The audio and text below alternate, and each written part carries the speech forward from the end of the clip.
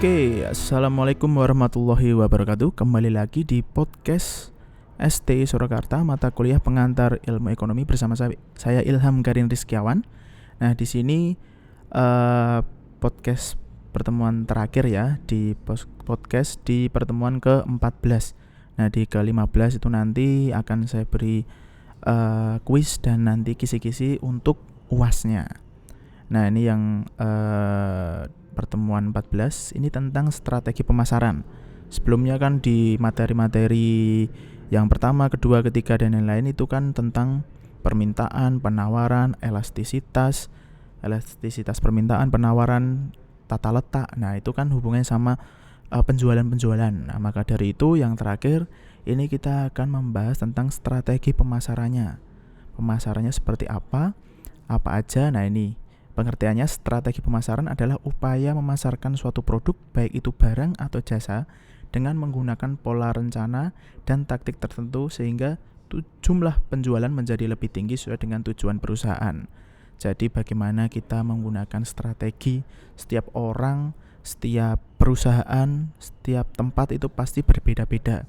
Nah, itu tergantung dari kitanya, pemiliknya, itu kita mau melakukan strategi seperti apa, tujuannya seperti apa, sasarannya kita kemana. Nah, ini pasti hubungannya dengan strategi pemasaran.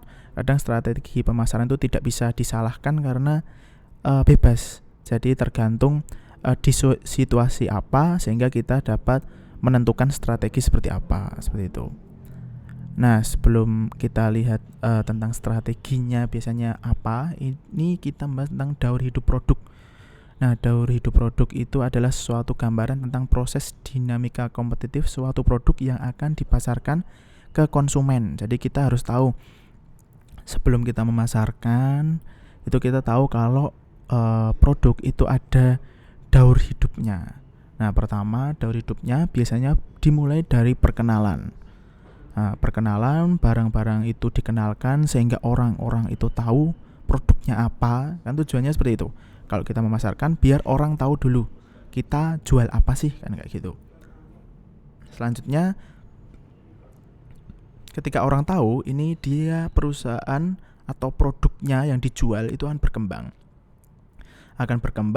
Selanjutnya setelah berkembang semakin baik, dia akan melakukan tahap maturity atau kedewasaan. Selanjutnya setelah dewasa, otomatis produk yang sudah lama kalau tidak kuat itu pasti produk itu akan mengalami penurunan atau decline. Jadinya dalam suatu bisnis, nah setiap tahap ini harus memiliki strategi berbeda-beda. Jadi di bulan pertama perkenalan, introduction. Nah, itu nanti dia akan tahu kita seperti apa strateginya.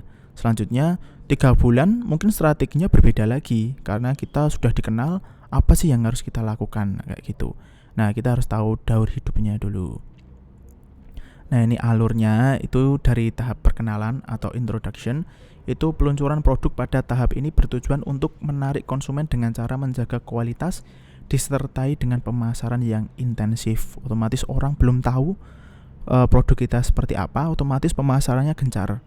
Kadang dari bisnis yang udah tahu pun pemasarannya aja sangat-sangat tinggi. Dia selalu memasarkan hal baru, pemasaran yang unik dan lain-lain. Nah, ini walaupun yang udah kenal aja pemasaran, apalagi yang baru perkenalan. Nah, ini pentingnya pemasaran pada tahap pertama. Selanjutnya yang kedua, tahap pertumbuhan atau growth. Jadi pada tahap ini desain produk telah mulai stabil dan diperlukan peramalan kebutuhan kapasitas yang efektif. Tahap pertumbuhan ditandai dengan menaikkan jumlah penjualan dengan laba yang semakin bertambah. Nah, setelah dikenal, otomatis orang akan mencoba. Nah, itu nanti akan terseleksi apakah dia akan kembali lagi untuk membeli ataukah dia tidak suka dan dia hanya mencoba di pertamanya saja. Nah, ini akan terseleksi seperti itu. Makanya kebutuhan kapasitas itu harus efektif. Jadi kita harus menyetok barang itu harus mulai disesuaikan biar tidak basi. Misalnya dari pertama lakunya 20, kalau produknya cepat basi ya kita nggak harus mensuplai langsung 100 karena masih dalam pertumbuhan, masih 20, belum 30, belum 40. Nah, ini perlunya kebutuhan kapasitas yang efektif. Lalu kedewasaan. Nah, ini tahap kedewasaan ditandai dengan penambahan jumlah permintaan sejalan dengan bertambahnya keuntungan. Pada tahap ini sudah mulai ada pesaing. Jadinya kebanyakan kalau produk-produk bisa sampai ke tempat alur yang di kedewasaan atau maturity ini biasanya akan ada pesaing yang hampir sama, bisnisnya hampir sama. Dia akan melihat bisnisnya seperti itu karena banyak orang yang membeli, otomatis orang-orang yang lain itu pengen berbisnis seperti yang ada di bisnis yang A yang sukses ini sampai tahap kedewasaan ini. Nah, dia akan mencontoh, meniru, mengaplikasikan, lalu dia menambah-nambah sedikit kekurangannya. Nah, ini perlunya dari kedewasaan adalah kita harus terus untuk melakukan hal-hal baru. Jadi beriklan dengan cara yang unik, lalu dengan hal-hal yang baru ini pasti harus dilakukan. Lalu yang keempat adalah kemunduran atau decline. Nah, pada tahap ini tidak ada lagi tambahan permintaan, bahkan cenderung berkurang dan beralih ke produk lain yang mempunyai fungsi yang lebih baik dalam hal penampilan dan harga yang lebih menarik. Jadinya karena kita dari tahap kedewasaan itu selalu dilakukan dengan terus-menerus bisnisnya, otomatis orang-orang bisa saja akan mengalami kebosanan untuk membeli. Walaupun produknya enak, tapi kalau produknya itu aja dia akan bosan. Maka dari itu ada pembaruan produk. Kalau ada minuman, makanan, ada tambah topping dan lain-lain. Nah, itu tujuannya untuk meminimalisir kemunduran yang ada di suatu produk. Nah, otomatis pesaing juga akan banyak, otomatis persebaran pendapatan yang dulunya kita aja yang punya bisnisnya, otomatis sekarang dari 2 tahun 3 tahun menjadi di suatu kota ada 10 atau 20 pesaing. Nah, ini pasti akan mengurangi pendapatan dari kita yang dulunya awal membuat produk itu. Nah, ini strategi pemasarannya. Strategi pemasaran yang dilakukan ini ada strategi STP atau segmenting, targeting, dan position. Nah, ini di sini kita harus tahu tentang strategi ini. Jadi model pemasaran yang penerapannya melibatkan 3 tahap. Nah, di dalam segmentasi kita harus mengetahui segmen pasarnya yang kita tuju seperti apa. Segmennya kita nanti bedakan, nah itu nanti akan kita jelaskan. Lalu kita target tujuannya kemana dan kita memposisikan suatu produk kita di mana, di orang yang seperti apa, ya kesukaannya orang tersebut itu seperti apa, grup-grupnya seperti apa. Nah, kita harus tahu tentang strategi ini karena strategi ini bertujuan, itu tujuannya itu untuk audiens. Jadinya kita sasarannya adalah audiens, bukan produknya dari STP ini. Nah, kelebihannya itu mengarahkan dan memberikan fokus pada strategi pemasaran seperti penerapan target iklan, lalu pengembangan produk baru atau diferensiasi brand, lalu mengidentifikasikan peluang pertumbuhan pasar dengan melihat pelanggan baru dan penggunaan produk, lalu mencocokkan sumber daya perusahaan yang efektif dan efisien untuk menargetkan segmen pasar yang menjanjikan return of marketing investment. Jadi invest kita dalam beriklan dan lain-lain itu harus dapat menjanjikan. Maka dari itu segmennya harus tepat dalam memilih segmen itu.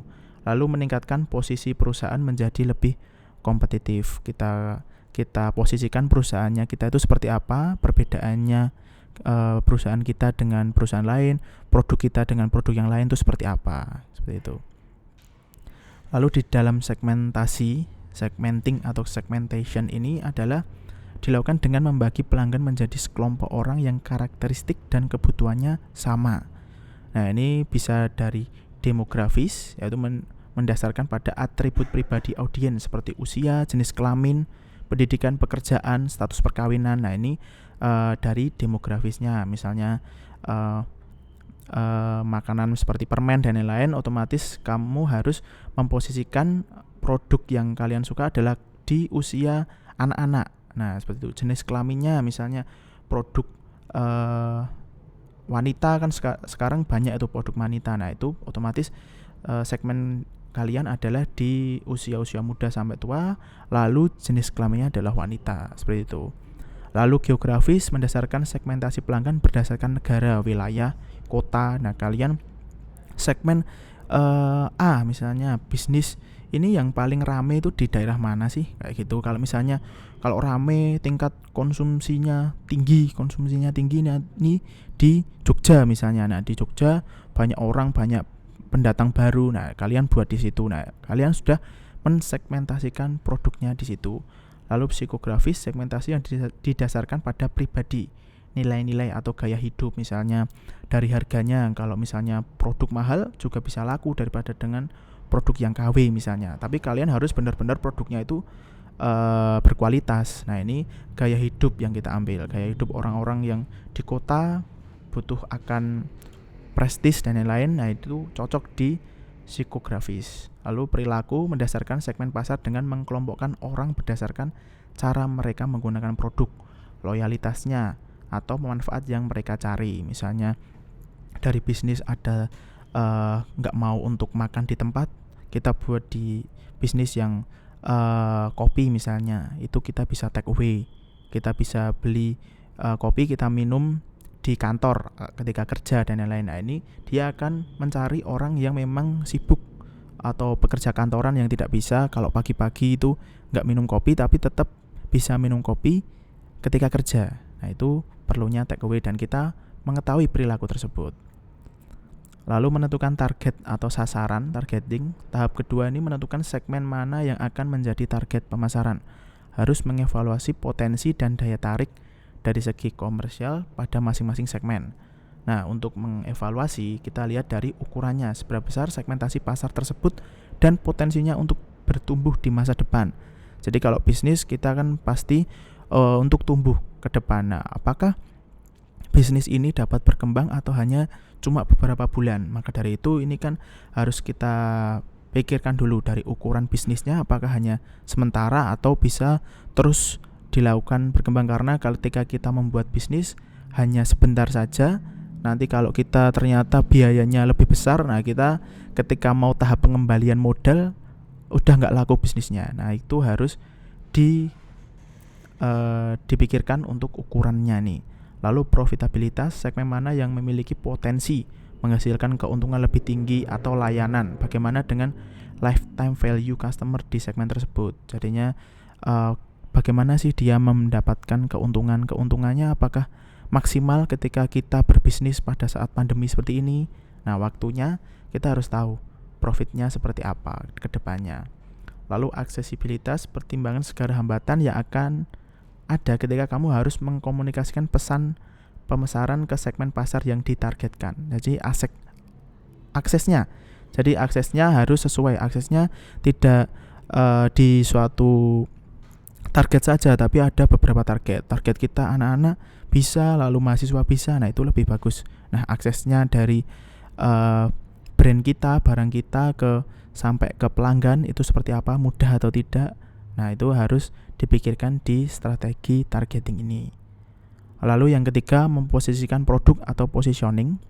Tahap ini dapat diartikan dengan bagaimana produk atau brand kamu direpresentasikan dalam benak pelanggan potensial. Jadinya ini kita harus memiliki pembeda. Walaupun kita kadang mencuri resep dari orang lain, ibaratnya kan menduplikat seperti itu. Nah, kita harus tahu posisi bisnis kita seperti apa. Jadinya kita harus tahu perbedaan. Kalau misalnya barang A, barang B, kita buat barang A. Nah, bagaimana bedanya dengan barang B agar kita dapat mendapatkan konsumen yang lebih banyak seperti itu. Nah, makanya kita harus menawarkan solusi. Periksa kembali kebutuhan dan potensi masalah atau hambatan dari masing-masing segmen target pasar kamu tadi. Jadinya solusinya seperti apa? Ya, seperti tadi kalau kopi misalnya orang males untuk minum kopi di tempat, apalagi pandemi seperti ini, dia mau membeli langsung take away dan lain-lain. Nah, kita menyediakan take away. Nah, dibandingkan dengan kopi yang lain, mungkin kita tahapnya masih tahap kecil ya, UMKM dan lain-lain. Kadang take away membutuhkan biaya yang lebih. Nah, kita berani invest biaya lebih itu untuk kita berbeda dengan bisnis kopi kecil-kecilan yang lain. Lalu identifikasi unique selling proposition. Jadi temukan jawaban yang tepat dari pertanyaan mengapa pelanggan harus membeli dan menggunakan produk atau layanan yang kamu buat ya. Jadi pikirkan penawaran yang bisa kamu berikan dan tidak dapat ditemukan pada kompetitor lain. Jadinya identifikasi nih, misalnya ada topping baru, misalnya ada hal-hal baru, misalnya kalau motor dan lain-lain kan selalu ada pembaruan. Nah, motornya ini ada dengan harga 15 juta dia ada GPS-nya seperti itu. Nah, dia ada uniknya dibandingkan dengan motor-motor di harga range 15 juta misalnya seperti itu. Nah, unik ini akan dapat diambil atau diterima oleh konsumen sehingga konsumen akan lebih memilih produk yang menguntungkan karena ada keunikan dibandingkan dengan bisnis atau produk yang lain. Oke, itu saja pertemuan ke-14 tentang strategi marketing. Kalau ada yang ditanyakan bisa langsung ke Google Classroom. Terima kasih. Assalamualaikum warahmatullahi wabarakatuh.